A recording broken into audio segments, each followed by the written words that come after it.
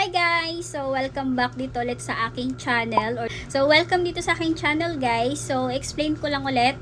I know na vlog ko na po ito or na-upload ko na to sa aking YT or nakita niyo to sa mga TikTok something. Kasi marami pa rin po nagtatanong sa ating mga Bigo host kung ano ba yung PK battle sa Bigo. Yes, yung topic natin ulit dito guys sa ating video ngayon is PK battle or ano ba yung PK sa Bigo.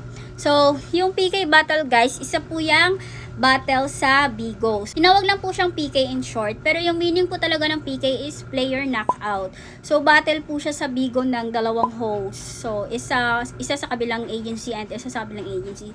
So, yan, magbabattle sila guys. Sa PK battle kasi guys, is padamihan po kayo dito ng bean support. Yes, padamihan po dito ng bean support. So, bago po kayo magpaset ng PK, dapat at least sure nyo pong meron po kayong magsusupport sa inyo. Ganon, hindi naman kailangan ng malaking support. Kasi dito sa PK guys, nakakatulong po ito sa mga host natin para mas madagdagan yung beans nyo. So, sa agency namin guys, siguro sa agency lang namin to kasi iba-iba naman po yung rules ng agency. So, yung rules namin sa agency guys, at least meron po kayong 500 beans, ganon, para bago kayo magpa-set ng first PK nyo, lalo na sa mga newbies natin. 100 beans lang, ganon. And, dapat always kayong active magpakota. So, bawal dito yung magpapaset house, hindi mag-a-attend. So, dapat guys, mag-attend kayo kasi PK po yan, pinapaset nyo. Ini-encode po namin yan.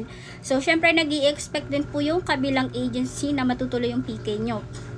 So, dapat din marunong kayo mag-manual invite guys, yung PK. Kasi minsan dito sa PK guys, hindi natin maiwasan kahit na-set na siya as official. Merong pagkakataon na hindi na-notify sa inyo si Bigo. So, minsan technical error or ganun something.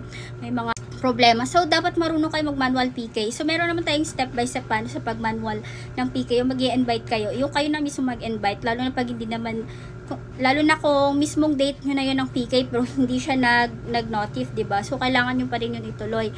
So, kailangan nyo mag-manual PK. So, ayun guys. Ayun. Ipapakita ko lang yung mga sample ng mga PK. Ayan.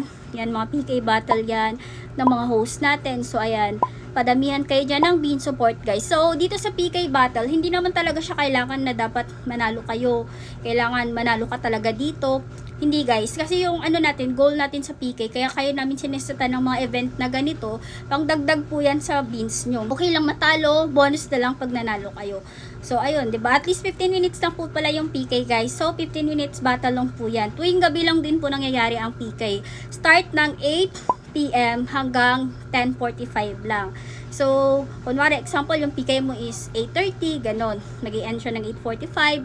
Yung PK mo, 9 PM, mag-i-end siya ng 9:15. So, ganon. 15 minutes lang talaga. So, diba, isipin nyo yon sa 15 minutes na yon, pero may mga host na kumikita ng 3,000 beans, 500 beans, 1,000 beans, yung iba nga 20k pa, diba? So, yun, talagang goods yung PK event sa mga host kasi nakakadagdag siya ng tulong. So, ayun guys. So, kung di nyo pa din clear sa inyo guys, marami pa tayong mga video kung paano ba talaga yung battle sa Bigo. So, at least ngayon may idea lang kayo.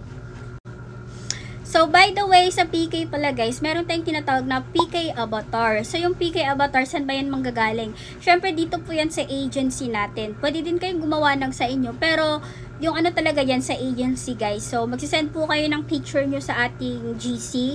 Kasi meron naman tayong mga admins, diba? Na gumagawa ng avatar, nagsiset ng PK, meron tayong yan. So, send nyo na sa GC guys. Follow nyo lang yung step. Complete PK details na with opponent. So, isisend nyo yan sa ating admin guys para magawan kayo ng PK avatar. PK avatar is ito po, sample. So, ayan yung PK avatar. Ayan. So, ayan yung mga PK avatar sample. Bali, ang ginagawa sa PK avatar guys, pag may opponent na kayo, nagpa-set na kayo, 'di ba? So, binigay na ni PK admin setter yung ano nyo, yung opponent nyo. Magbibigay na din kayo doon sa editor natin ng mga PK avatar. So, pag nagbigay na kayo, dapat guys mag-send kayo ng solo picture na ano naman, half body and clear. Para mas maganda sa pag-promote nyo ng ABA. Yes, yung ginagawa sa PK avatar is pang promotion po 'yon. So, at least, 'di ba? Bago yung PK event nyo, nakapag-promote na kayo. So, pwede nyo siya i-profile guys, ganun, para makita ng mga spender pag ini-stock kayo or supporter nyo na, ay, anong pala, PK event po pala, ganito, ganyan. So, ayun, makikita nyo dito anong oras, anong araw, sinong kalaban mo, ganun. So, yun po yung use ng PK avatar para makapag-promote po kayo sa mga friend supporter nyo, ganun. So, isusuot nyo yun hanggang dumating yung PK event nyo. Then, pwede nyo natanggalin pag tapos na. So, ganun po yung use ng PK avatar. para magets lang po, lalo na yung mga bago natin, di kasi nila ba ano pa yung PK. So ayun lang naman. Kung may mga tanong pa kayo guys, mag-comment kayo dito sa baba para masagot natin sa ating mga next video. So yun lang muna for today's video guys. Thank you so much. Bye bye.